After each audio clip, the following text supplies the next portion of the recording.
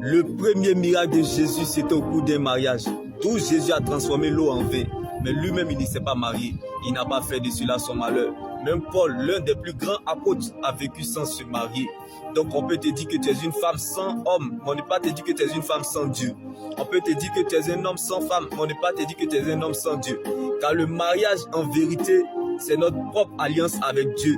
Sinon, en réalité, le mariage terrestre est juste un bonus.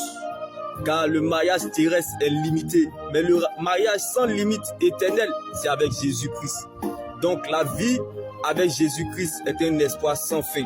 Mais la vie sans Christ est une fin sans espoir. Alors laisse-moi t'annoncer cette bonne nouvelle en ce jour, que celui qui a fait le testament est vivant. Jésus-Christ de Nazareth. La meilleure prédication, c'est votre propre histoire avec Dieu. D'où le mariage est divisé en deux sous-groupes. Mari et puis âge. Mari, c'est la responsabilité. Âge, c'est la maturité. Donc, le mariage n'est pas fait pour les enfants, ni pour les jeunes, ni pour les adultes, ni pour les vieux, mais plutôt pour les matures et les responsables.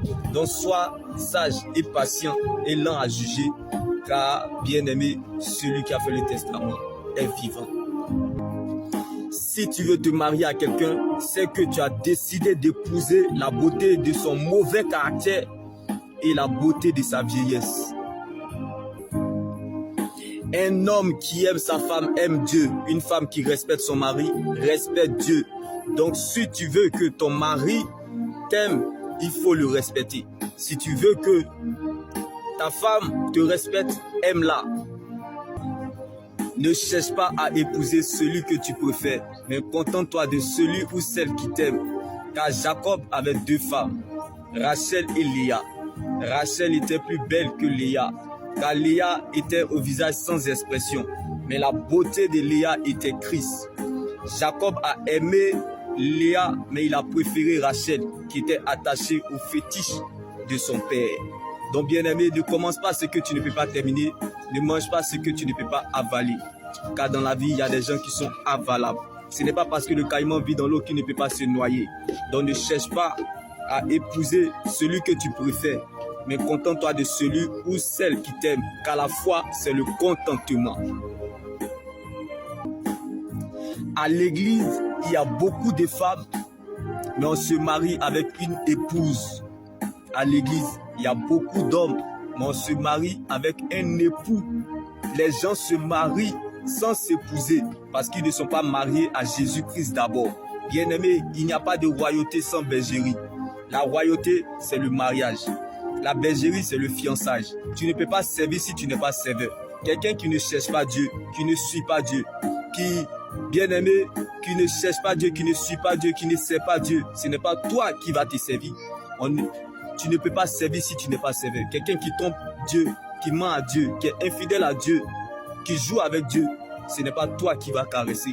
Donc laisse-moi t'annoncer cette bonne nouvelle en ce jour. Celui qui a fait le testament est vivant, bien-aimé. Les gens se marient sans s'épouser parce qu'ils ne sont pas mariés à Jésus-Christ d'abord. Bien-aimé, si tu veux te marier par prophétie, ne t'étonne pas de divorcer par parole de connaissance. Il n'y a pas, bien-aimé, de vision sans révision. Il n'y a pas, bien-aimé, de vision sans provision. Il n'y a pas de reconnaissance sans connaissance. Il n'y a pas de renaissance sans naissance. Quand Dieu te montre une vision, c'est parce qu'il t'a donné la provision. La parole de Dieu est notre position. Il y a trois types de mariage.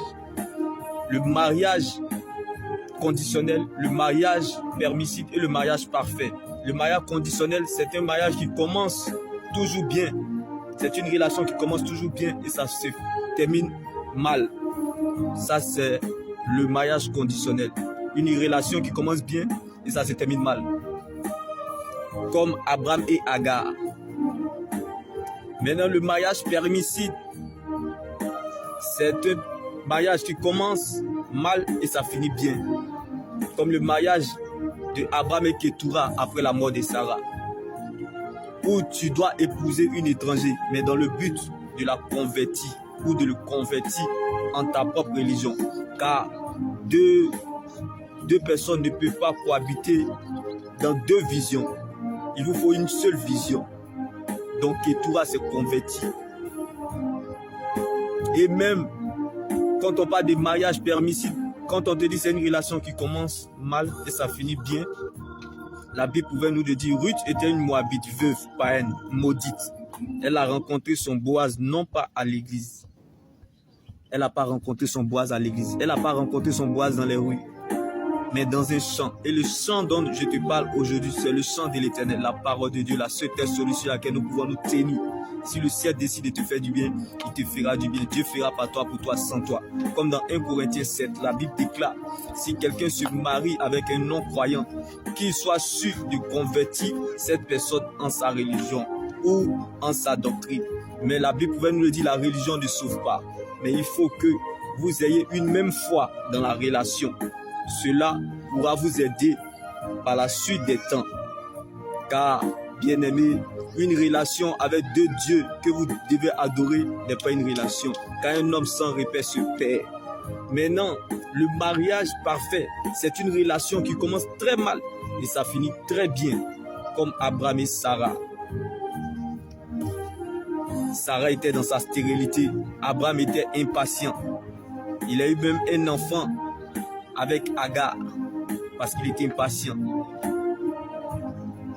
Sarah était frustrée. Séphora pouvait même attendre pendant 40 jours Moïse avant de descendre de la montagne. Tout ça fait partie des mariages parfaits. Ça commence très mal et ça finit très bien. Donc, si tu veux te marier à quelqu'un, c'est que tu as décidé d'épouser la beauté de sa vieillesse, comme la vieillesse de Sarah, et la beauté de son mauvais caractère, comme l'impatience d'Abraham.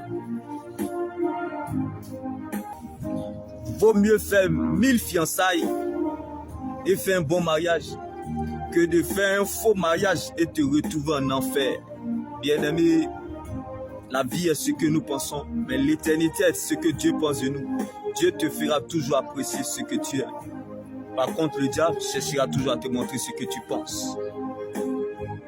Le mariage, en réalité, c'est le rapport sexuel. Sinon, en vérité, Dieu veut que ce rapport sexuel soit honoré de tous. D'où, bien-aimé, les fiançailles, le mariage à la mairie, à l'église, le lit conjugal et Dieu béni. Que la grâce du Seigneur soit avec vous. Que la joie du Seigneur soit votre partage. Et que Dieu prenne la forme de ce qui vous manque. Car on peut te dire que tu es une femme sans homme, mais on ne peut pas te dire que tu es une femme sans Dieu. Donc on peut tout enlever, on peut tout arracher. Tu peux tout perdre. Mais si on te laisse Dieu, c'est qu'on t'a tout donné. On t'a tout laissé. Donc tu peux perdre ce que tu as, mais tu ne peux pas perdre ce que tu es. Car ce n'est pas la joie du moment qui compte pour Dieu, mais plutôt la finalité de son plan qu'il a déjà établi pour votre vie. On ne se marie par amour, on se marie par alliance, on se marie par vision, on se marie par bien-aimé, par question. Quelle est la question de ton mariage? Quand Dieu prend le risque de t'aimer tel que tu es, toi aussi prends le risque d'aimer les autres tels qu'ils sont. Quand Dieu prend le risque de patienter en te voyant changer, toi aussi prends ce même risque de patienter en voyant les autres changer. On ne se marie pas matin pour divorcer le soir. Moque-toi de tout, mais sauf d'une personne qui cherche Dieu, car il peut être Jacob à 16 heures, mais avant le lever du jour, devenir Israël. David s'est levé le matin berger, mais il s'est couché le soir avec une promesse de roi. Donc fini n'est jamais fini en Jésus. Même si c'est fini pour toi, le ciel n'a pas encore fini avec ton âme. Même si tu ne veux plus croire, le ciel croira à ta place. Car c'était fini pour David, mais Dieu a augmenté le temps additionnel.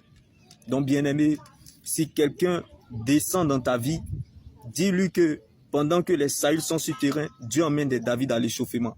Celui qui descend dans ta vie, c'est parce qu'il n'est pas, bien-aimé, qualifié pour arriver au terminus de ta vie. Donc sois sage et patient, réjouis-toi. Et ne regrette jamais d'avoir connu quelqu'un en amitié ou en amour.